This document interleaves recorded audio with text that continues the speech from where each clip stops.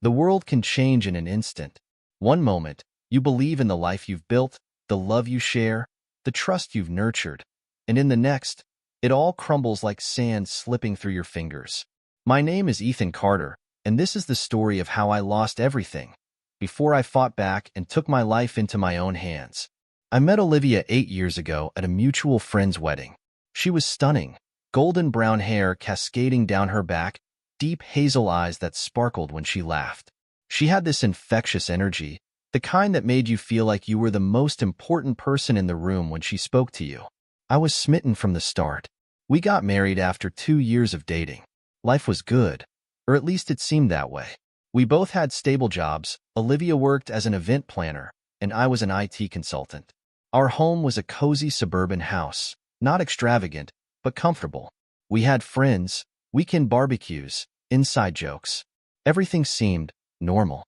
Looking back, I should have seen the signs. The subtle changes. It started small. Olivia was always glued to her phone, laughing at texts she never shared with me.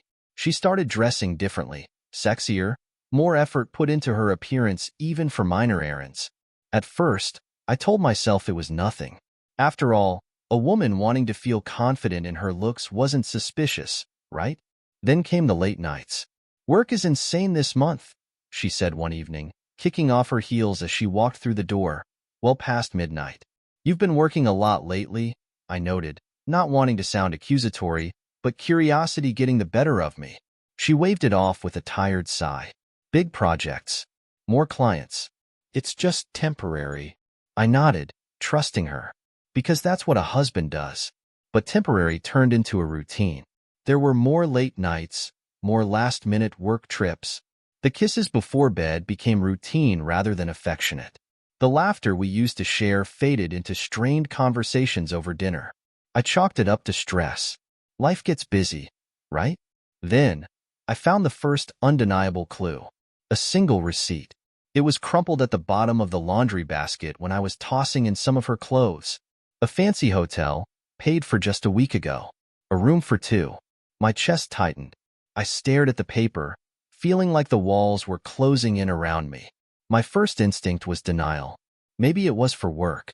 Maybe she was planning a surprise. Deep down, though, I already knew. I needed more proof. I started paying closer attention. Olivia had gotten careless, texting at odd hours, leaving her phone face down whenever I entered the room. When she took a shower one evening, I saw my chance. I knew her passcode. She had never bothered to change it. My hands were shaking as I picked up her phone, but I forced myself to unlock it. And there it was. A message thread with a contact saved under Sarah. Only Sarah wasn't a woman. I scrolled up. Explicit messages. Plans. Hotel bookings. "I can't wait to see you again. Ethan is so clueless." My stomach twisted. I felt like I was going to throw up. I had seen enough. I put the phone back and walked out of the house, needing air. For hours, I sat in my car, gripping the steering wheel, my mind racing. What was I supposed to do? Confront her? Demand answers? I wasn't ready. So, I waited, and I watched. I started tracking her movements, noting every excuse she gave, every lie that left her lips so effortlessly. I gathered evidence, screenshots of messages, bank statements, call logs.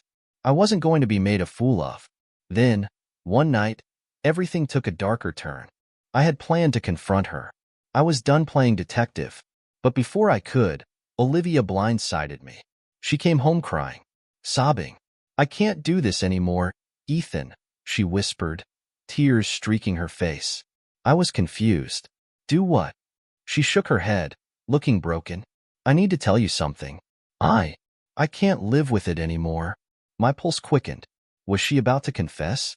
But then the words that came out of her mouth sent my world spinning. "You've changed," she said softly. "You scare me sometimes." I froze. "What?" She hesitated.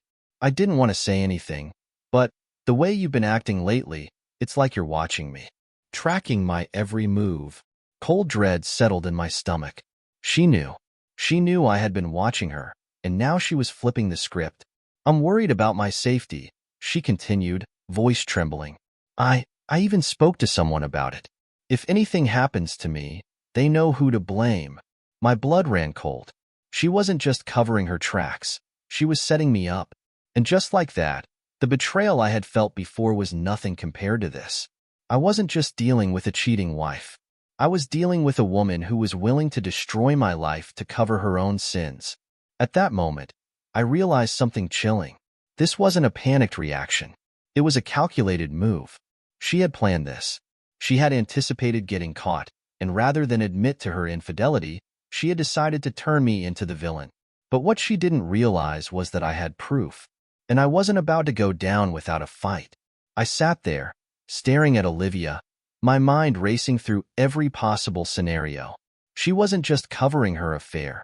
She was actively trying to paint me as a threat. I could see it in her eyes. The hesitation, the careful choice of words. This wasn't a heat-of-the-moment accusation. She had thought this through.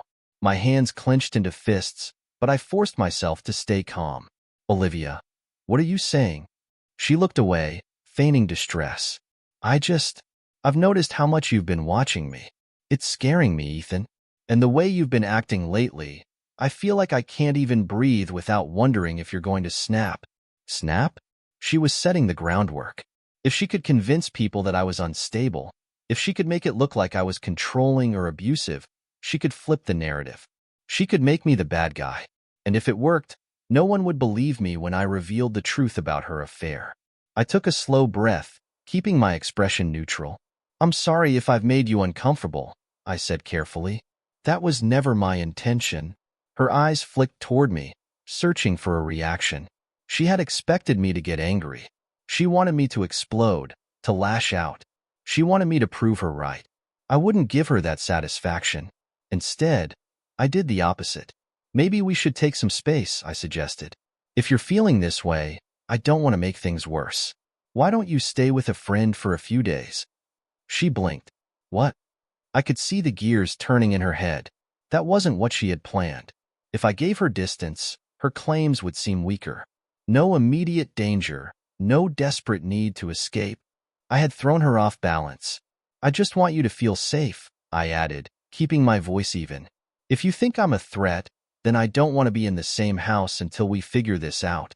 For a moment, I thought she'd backtrack, that she'd admit she had overreacted. But then, she doubled down. I don't want to leave, Ethan. This is my home too. She looked at me with wide, tearful eyes. I just need you to understand where I'm coming from. She was baiting me. She wanted me to argue. She wanted me to push back, to say something she could twist. I wasn't falling for it. I do, I said simply. That's why I'm offering you space. If you don't want it, that's your choice. But I think we both need time to think. She stared at me for a long moment, then nodded. Okay, maybe you're right. That should have been the end of it. But the next day, everything got worse. I had barely settled into work when I got a call from an unknown number. Mr. Carter? Yes, speaking. This is Officer Daniels from the local precinct. We received a report regarding potential domestic concerns at your residence. Would you be available to come in for a conversation? My heart dropped. A report? I forced myself to stay calm.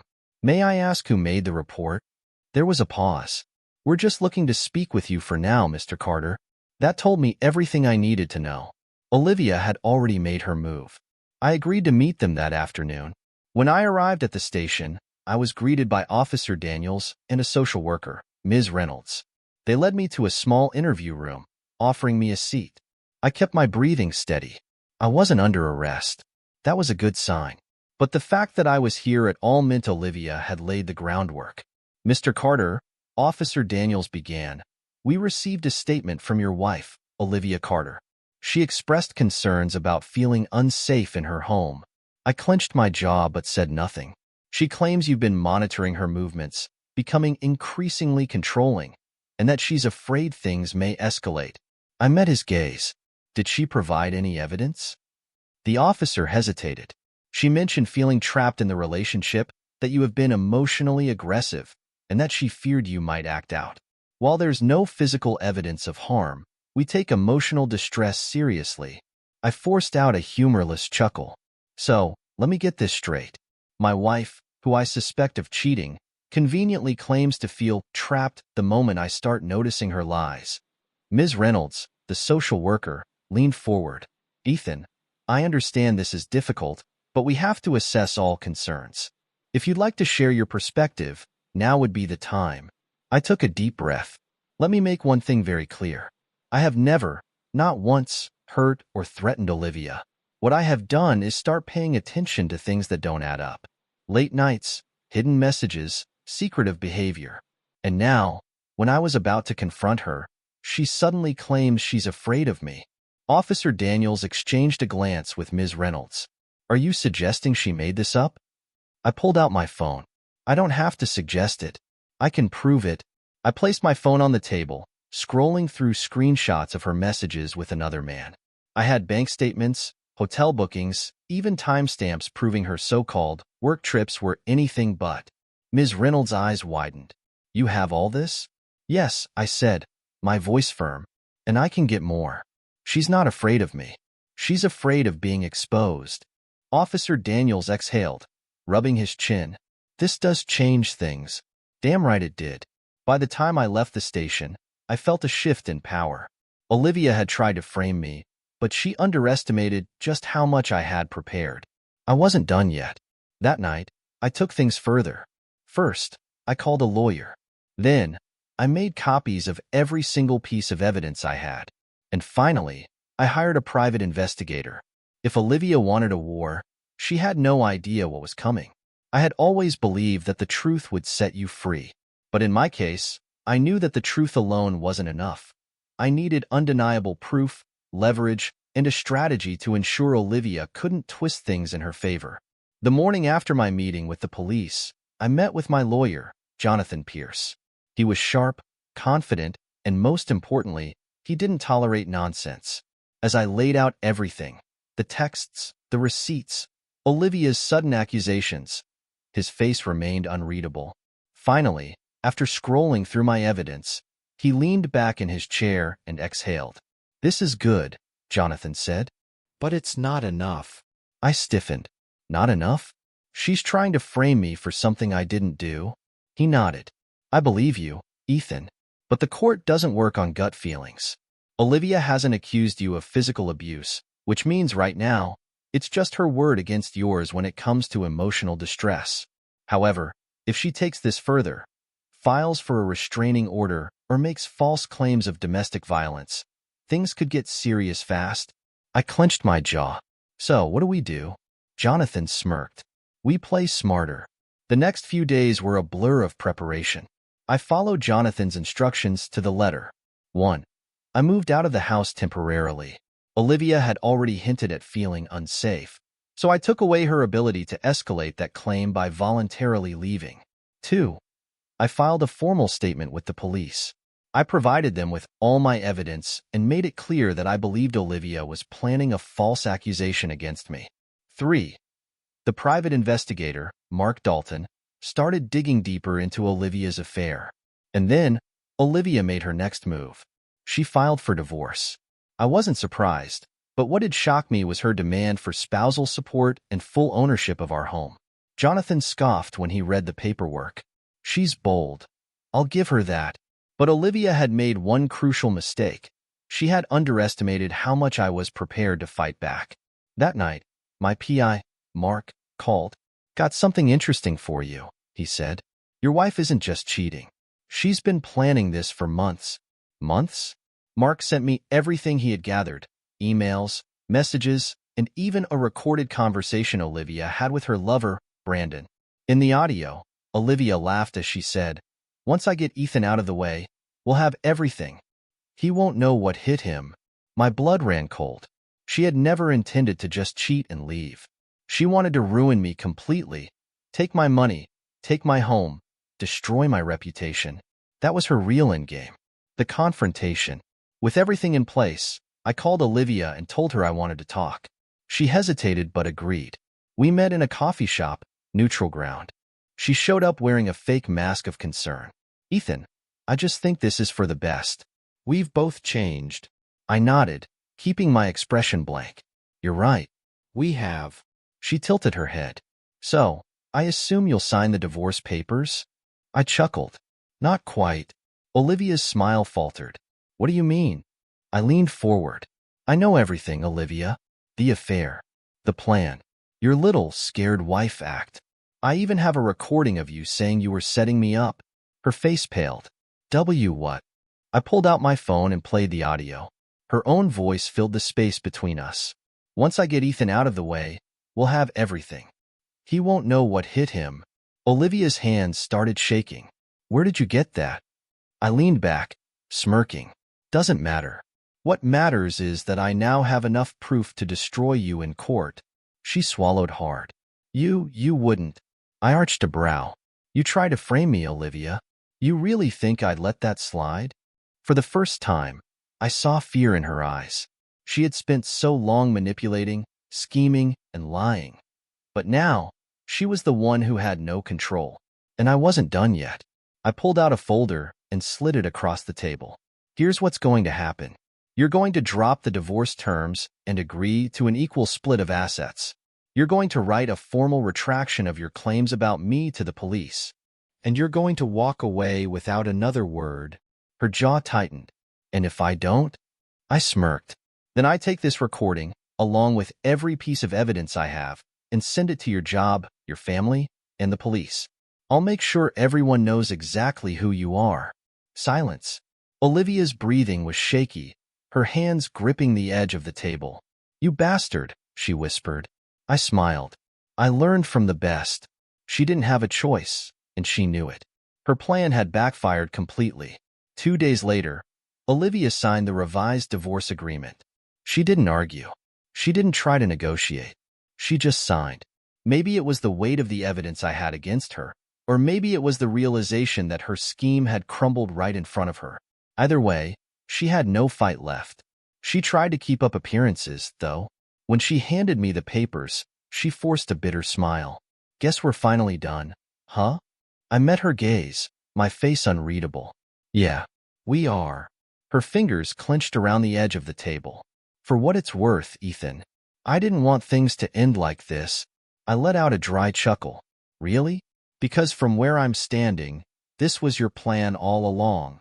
She swallowed hard, but I could see the cracks forming in her carefully constructed mask. The regret, the panic, the realization that she had lost. She opened her mouth as if to say something else, but stopped herself. Instead, she just nodded, grabbed her bag, and walked out of my life. I didn't watch her leave. I was done giving her that attention. The fallout. Over the next few weeks, everything started unraveling for Olivia. The moment our divorce was finalized, I sent the evidence to Brandon's wife. I didn't say a word, just forwarded the proof and let nature take its course. The result? Brandon's wife filed for divorce immediately. She didn't just leave him, she exposed him. She told their friends, their families, and even his employer. Brandon lost everything. His job, his reputation, his home.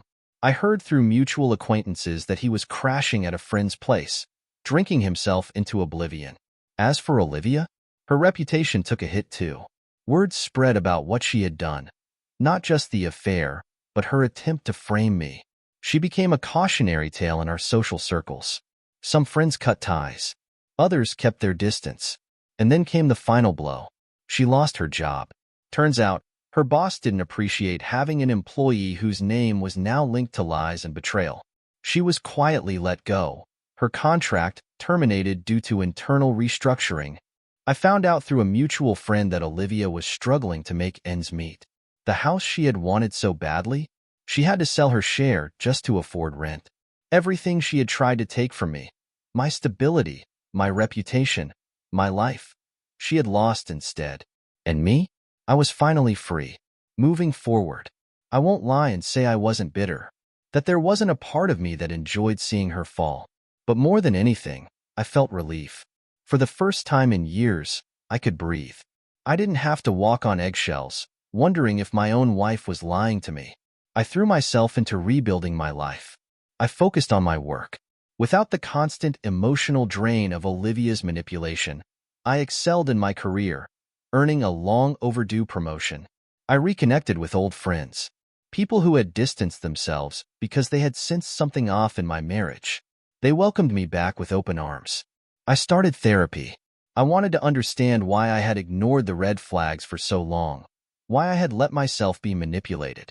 And most importantly, I learned to trust myself again. Olivia had tried to paint me as a monster. She had tried to rewrite reality. But in the end, the truth won. And I did too. 1 year after my divorce from Olivia was finalized, I found myself sitting at my favorite coffee shop, sipping a black coffee while watching the world move around me. For the first time in a long time, I felt at peace. No more lies. No more manipulation. No more second-guessing myself. I had reclaimed my life, piece by piece. And while the scars of Olivia's betrayal still lingered, they no longer defined me. What became of Olivia? I hadn't spoken to Olivia since the day she signed the papers, but small updates about her life still reached me through mutual connections. She was struggling. She had gone through multiple jobs but couldn't hold on to one for long. Word of her past mistakes had followed her, making it difficult to rebuild her reputation. She had moved into a small apartment after selling her share of our house, but money was tight. Her social circle had shrunk. Many of the people who once stood by her had distanced themselves after learning the truth. I heard that Brandon had tried to stay with her for a while, but without his wife's money and support, their passionate relationship crumbled under the weight of reality. He left her after a few months. She had sacrificed everything for an affair that led to nothing. I should have felt satisfaction, maybe even revenge. But sitting there, sipping my coffee, I just felt indifferent. She wasn't my problem anymore. A fresh start. As for me, life had never been better. After months of therapy, I had learned how to trust again, how to set boundaries, how to recognize manipulation before it could take hold. I focused on my work, my passions, and the people who truly mattered. And then, one evening, something unexpected happened. I met someone new. Her name was Claire, and she was nothing like Olivia. She was kind, genuine, and, most importantly, honest. There were no mind games, no hidden agendas, just real, honest conversations and laughter. At first, I was hesitant. I had been burned before, but Claire never pressured me. She never demanded anything. She just showed up, consistently, proving through her actions that not all love was built on lies. And for the first time in years, I allowed myself to believe that maybe, just maybe, I deserved something real. Looking back, I realize now that Olivia did me a favor. Yes, she betrayed me. Yes, she tried to destroy me. But in doing so, she forced me to rebuild from the ground up. And I came back stronger. I was no longer the man who had once ignored the red flags. I had learned. I had grown. So, in the end, did I win? Absolutely. Because while Olivia was left with nothing but regrets, I walked away with my freedom, my integrity, and a second chance at happiness. And that was the ultimate victory.